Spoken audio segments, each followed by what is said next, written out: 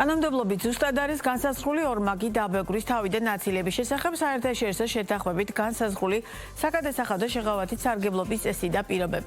როგორია არარეზიდენტისათვის საქართველოში გადახდილი გადასახადის დაბრუნების პროცესი და განაკვეთით იბეგრება მიღებული შემოსავლები რა ვადაშია სავალდებულო ბიუჯეტში შესაბამისი გადასახადის გადახდა მეტი ინფორმაციის მიღების მიზნით თემაზე ვისაუბრეთ შემოსავლების სამსახურსა და ბიზნეს პარტნიორის ყოველკვირეული რუბრიკის ფარგლებში და ჩვენი დღევანდელი სტუმარი თეონე შიუკაშვილი შემოსავლების სამსახურის მომსახურების დეპარტამენტის გადამხდელთა მომსახურების სამმართველოს უფროსია. მოგესალმებით კიდევ ერთხელ ბიზნეს პარტნიორის პირდაპირ ეთერში.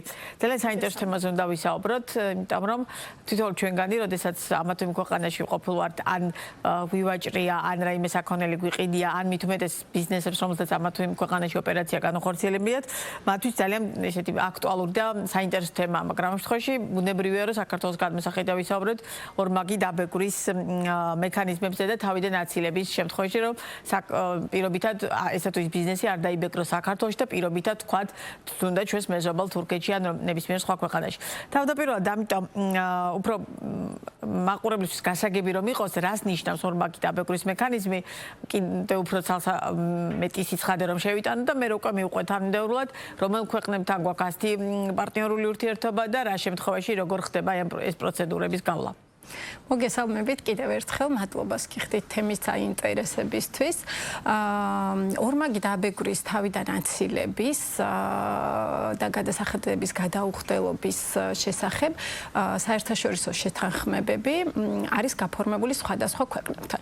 თავის შინაარსით ეს ორმაგი ქვეყანასთან აქვს გაფორმებული. 58 ქვეყანასთან არის გაფორმებული დღეისათვის ეს ხელშეკრულება და თავის შინაარსით მისი მიზანია ქვეყნებს შორის ურთიერთობის გაღრმავება, ეკონომიკური ურთიერთობის გაღრმავება, ასევე ინვესტიციების მოზიდვა და თავისთავად, როდესაც ორ სხვადასხვა ქვეყანას ეხება ეს საკითხი, ეს გარკვეულ რეგულაციებს საჭიროებს. შესაბამისად გვაქვს დღეს 58 ქვეყანასთან გაფორმებული ორმაგი დაბეგვრის თავიდან აცილების და გადასახადების გადაუხდელობის შესახებ შეთანხმება და აი ამ შეთანხმებით არის დეტალურად გაწერილი უკვე რა შემთხვევაში იბეგრება შემოსავალი და კაპიტალი და რომელ ქვეყანაში იბეგრება. რა სახის გადასახადებს ვრცელდება, ესაა ძალიან მნიშვნელოვანი. დიახ, გადასახადები ძირითად შემთხვევაში ეს კონკრეტულად საერთაშორისო ხელშეკრულება არეგულირებს კონკრეტულ ქვეყანასთან გაფორმებული, მაგრამ ვხვდებით ძირითადად საშემოსავლო მოგება და ქონების გადასახადთან დაკავშირებით აი ამ ხელშეკრულებას და ეს არ ეხება არაპირდაპირ გადასახადებს.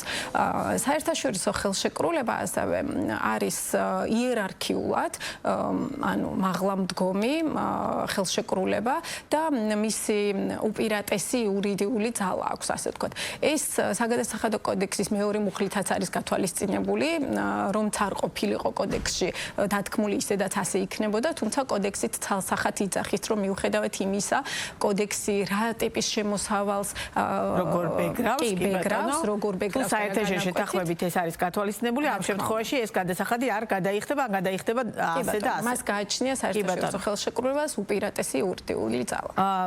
იმ ბიზნესებმა, რომელსაც პარტნიორებად პირობითად ყავთ დაუშვათ უცხოელი კომპანიები ან ისინი ვინც საქართველოში შემოდიან და დაუშვათ რაიმე ტიპის პროდუქცია შემოაქვთ. აი ასეთ შემთხვევაში რა ტიპის ინფორმაცია უნდა იცოდნენ? განსაკუთრებით საინტერესოა იმ არარეზიდენტ პირებთან საქმიანი ურთიერთობის წამოწყებამდე ზუსტად რომ გქონდეთ მეტნაკლები წარმოდგენა, რა ტიპის გარიგებები უნდა დადონ ან არ დადონ, რა ინფორმაცია არის მათთვის აუცილებელი, რომელიც შეგვიძლია რომ ახლა მივაწოდოთ მათ. პირველ რიგში, როდესაც არარეზიდენტთან ხდება საქმიანი ურთიერთობის დამყარება, აგენტი ვალდებულია, რომ გაერკვეს არსებულ კანონმდებლობაში. პირველ რიგში განსაზღვროს სწორად იმ ოპერაციის შინაარსი, რა ოპერაციასაც ახორციელებს და საგადასახადო კოდექსის 104 მუხლი ძალიან ცალსახად და ნათლად განმარტავს რა განიხილება საქართველოში არსებულ წყაროსთან რა იბეგრება. შესაბამისად ის ოპერაცია, ეს იქნება პირობითად ხელფასი იქნება, როიალტი იქნება, დივიდენდი, პროცენტი და ასე შემდეგ კი გრძელია. ნებისმიერი შემოსავალი. პირველ რიგში უნდა განისაზღვროს იმ ტიპის შემოსავალი იბეგრება თუ არა გადახდის წყაროსთან. მე გადავდივართ უკვე იმ ქვეყანასთან, რომლის რეზიდენტსაც წარმოადგენს კონკრეტული არარეზიდენტი პირი, აქვს თუ არა საქართველოს გაფორმებული აი ამ ქვეყანასთან ორმაგი დაბეგვრის შესახებ ხელშეკრულება და უკვე შემდეგ მესამე ტესტი, ასე ვთქვათ, არის რომ უნდა ჩაიხედონ იმ ხელშეკრულებაში და კონკრეტული ტიპის გადასახადზე ეს იქნება საშემოსავლო თუ კაპიტალთან დაკავშირებული, რა ტიპის დაბეგვრას ითვალისწინებს. შესაძლოა ხვდებოდეთ ხელშეკრულებაში, რომ ზოგიერთი ტიპის გადასახადი იბეგრება გადახდის წყაროსთან, ანუ იმ ქვეყანაში, სადაც მოხდა შემოსავლის მიღება, ან იბეგრება კონკრეტული, ანუ რეზიდენტობის ქვეყანაში. შესაბამისად, გადასახადების მიხედვით განსხვავებულია ეს და ადგენს უკვე საერთაშორისო ხელშეკრულებას. ძალიან საინტერესო ნაწილთან მიხვედით ახლა ჩვენი საუბრის. ანუ პირობითად მაგალითი რომ განვიხილოთ, მოქალაქე, რომელიც პირობითად არის უცხო ქვეყნის მოქალაქე, მაგალითად ამ შემთხვევაში პირობითად საუბრობ, ბუნებრივი არის თურქეთის მოქალაქე, მაგრამ საქართველოში დასაქმებულია რომელიღაც X კომპანიაში. ასეთ შემთხვევაში მისი ხელფასი იბეგრება საქართველოს კანონმდებლობით თუ იბეგრება თურქეთის კანონმდებლობით. ანუ წესი როგორია? მაგალითად ნებისმიერი უცხოელის აყვანის შემთხვევაში ქართულმა კომპანიებმა რა ტიპის ცოდნა და ინფორმაცია ჭირდებათ, რა უნდა გაითვალისწინონ, რომ დაუშვათ სწორი საგადასახადო ადმინისტრება მოხდეს მერე უკვე მათი საქმიანობის. დიახ. როდესაც ეხება არარეზიდენტის დასაქმებას და პირობითად ჩვენ მეზობელ თურქეთთან თუ საუბრობთ, უნდა ჩავიხედოთ აუცილებლად თურქეთისთან გაფორმებულ საერთაშორისო ხელშეკრულებაში და რას ამბობს ეს ხელშეკრულება, რომ მაგალითად ხელფასთან მიმართებაში, შემოსავალში სად იბეგრება. როგორც წესი საერთაშორისო ხელშეკრულებებით გათვალისწინებულია, რომ ასეთი ტიპის შემოსავლები იბეგრება გადახდის წყაროსთან და ის უნდა დააკავდეს საქართველოში, შესაბამისად აგენტმა, რომელთან დასაქმებულიც არის ეს პირი, ვალდებულია, რომ დააკავოს გადასახადი და ისე გადაიხადოს. თუმცა ვხვდებით ისეთ შემთხვევებს, როდესაც სხვა ქვეყნის რეზიდენტია და საქართველოს აქ, ასე ვთქვათ, ორმაგი დაბეგვრის ხელშეკრულებით გათვალისწინებულია, თუ ის სხვა ქვეყნის რეზიდენტია, მაშინ გაათავისუფლოს ეს გადამხდელი და მის ქვეყანაში, რეზიდენტობის ქვეყანაში გადახდელი გადასახადი ჩაუთვალოს გადახდილად. აქ მეორე მნიშვნელოვანი ნიუანსია, გადასახადის ჩათვლა ხორციელდება განაკვეთის პროპორციულად. ანუ იმ განაკვეთით, რა განაკვეთითაც იბეგრება საქართველოში ან მის ქვეყანაში, თქვათ საქართველოში თუ დაიბეგრა 20%-ით ხელფასი და თურქეთს ისევე პირობითად ვამბობ, რომ 25% აქვს დადგენილი. 20%-იანი ჩათვლა მოხდება? კი, 20%-ს ჩაითვლის, მაგრამ აი ნამეთ შემოსავალს დაბეგრავს უკვე თურქეთი. კი ბატონო და კიდევ ერთი ნაწილი ორმაგი დაბეგვრის თავიდან აცილების იმის რეზიდენტი ქვეყანა იღებს გარკვეულ ვალდებულებას, ხო? გადასახადის გადამხდელს ჩაუთვალოს წყაროს ქვეყანაში გადახდილი გადასახადი. რა ფორმით ხდება ამის ადმინისტრება? ეს არის საინტერესო, იმიტომ რომ ბევრს აინტერესებს და სწორედ ამის გათვალისწინებით გკითხულობ ზუსტად ასეთი ფორმულირებით.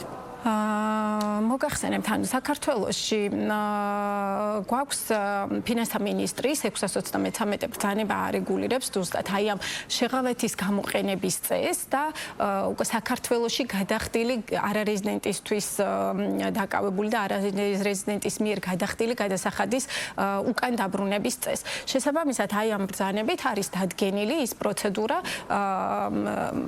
როგორ უნდა მოხდეს აი ამ გადასახადის ჩათვლა ან და უკან დაბრუნება.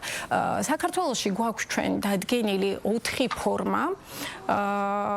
ფორმა და აი ამ 4 ფორმის მიხედვით პირველი არის ფორმა, როდესაც პირი არის არარეზიდენტი, ფორმა 1, ასე ვთქვათ, არარეზიდენტი და იბეგრება მისი რეზიდენტობის ქვეყანაში. შესაბამისად, აგენტი არ აკავებს გადასახადს და ის მის ქვეყანაში იხდის გადასახადებს.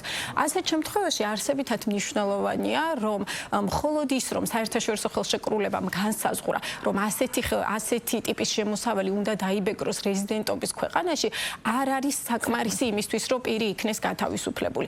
აუცილებელია და მნიშვნელოვანია, რომ აგენტის მიერ მოპოვებული იქნას რეზიდენტობის ცნობა და ის წარმოდგენილი იქნას შემოსავლების სამსახურში.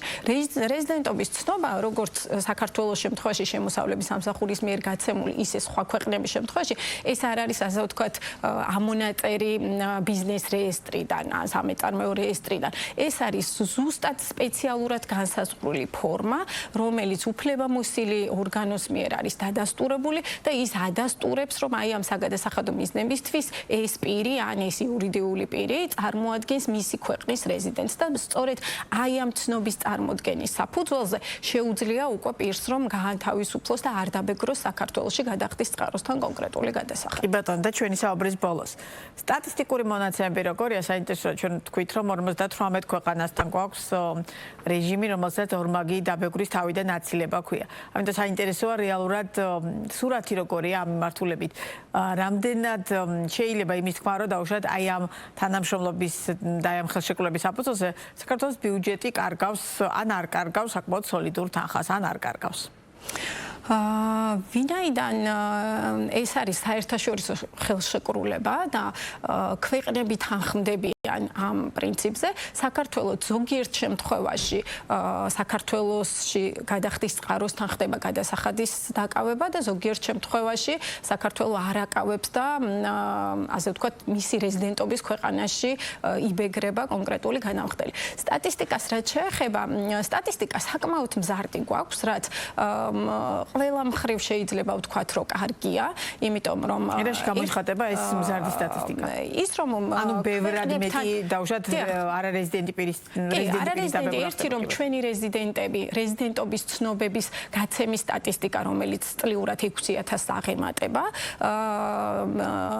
ადასტურებს იმას, რომ ჩვენი ქვეყნის რეზიდენტები საზღვარგარეთ იღებენ შემოსავლებს და ასევე გვაქვს ფორმა ერთები, რომელიც საქართველოს არ აკავებს მაგალითად გადასახადს, იმიტომ რომ სხვა ქვეყნის რეზიდენტები არიან აქაურ საწარმოებში დაბეგრებულები ან ფლობენ კაპიტალს და ასევე ფორმა 3 გვაქვს ჩვენ, რომელიც ადასტურებს საქართველოში გადახდილ თანხას. ანუ იმისთვის, რომ პირმა არარეზიდენტმა მის ქვეყანაში, მისი რეზიდენტობის ქვეყანაში ჩაითვალოს გადასახადი, საქართველოს აძლევს ამის შესახებ ცნობას, რომ მისი შემოსავალი ან კაპიტალი ნამდვილად დაბეგრილია საქართველოში, რა თანხით არის დაბეგრილი და რა განაკვეთით არის დაბეგრილი. შესაბამისად, ამ ცნობის მისი რეზიდენტობის ქვეყანაში წარდგენის შემთხვევაში, მეორე ხელშემკრულ სახელმწიფოში, ასეთი ტიპის ცნობის საფუძველზე ქვეყანა უთვლის აი ამ საქართველოში გადახდილ კაპიტალთან რთულად ადმინისტრირებადი ნაწილია დაუშვათ ეს საკადასახადო ურთიერთობების.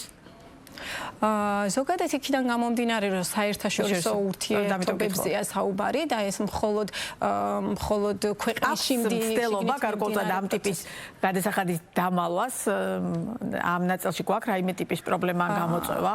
გადასახადის დამალვას და მის თავის არიდებას ყოველთვის აქვს ადგილი, თუმცა შემოსავლების სამსახური ძალიან ეფექტურად ახორციელებს ზედამხედველობას მისი ელექტრონული მონაცემთა ბაზის მიხედვით, ასევე დანერგილია აი ეს ფორმები, მაგალითად ჩვენ რაც დანერგილი გვაქვს საქართველოში არის ელექტრონულად გაცემადი, მათ შორის უცხოს რეზიდენტობის ცნობა პირობითად, რომ თქვა გაიცემა იმგვარი ფორმით, რომ უცხოურ საგადასახადო ორგანოს ან შესაბამის კომპეტენტურ ორგანოს შეუძლია რომ გადაამოწმოს მისი ნამდვილობა. შესაბამისად, აი ამ ნაწილში ძალიან კარგად არის დაცული ის, რომ პირი ვერ გააყალბებს, ასე ვთქვათ, ამ დოკუმენტს და კარგად იცავს მის ინტერესებს შემოსავლების. რომელი ქვეყნები ესე ძალიან მნიშვნელოვანია, დაუშვათ ეს 58 ქვეყანა შორის რომელი ქვეყნები შედის, რომ მაყურებლის უფრო კარგი წარმოდგენა შეუქმნათ და იგეგმება თუ არა დაუშვათ ამ ჩამონათვალის კიდევ უფრო გაზრდა, იმიტომ რომ ბიზნეს სექტორისთვის ძალიან მნიშვნელოვანია ორმაგი დაბეგვრის თავიდან აცილება. რა თქმა უნდა, ფინანსთა სამინისტრო მუდმივად მუშაობს იმაზე, რომ გაფართოვდეს აი ეს წრე 58 ქვეყანაში, ანუ ევროკავშირის უმეტეს ქვეყნებთან გვაქვს გაფორმებული, შესაბამისად ძალიან დიდი წილია, ანუ ისეთ ქვეყნებთან, რომლებთანაც მჭიდრო ეკონომიკური კავშირი აქვს ქვეყანას. კი ბატონო, ძალიან დიდი მადლობა. წარმატებებს გისურვებ და წარმატებებს ვისურვებ მათ, ვისაც თავშთა ამ სქემით უწევთ გადასახადების გადახდა ან არ გადახდა. ძალიან დიდი მადლობა. თეონა შიუკაშვილი იყო ბიზნეს პარტნიორის პირდაპირ ეთერის სტუმარი.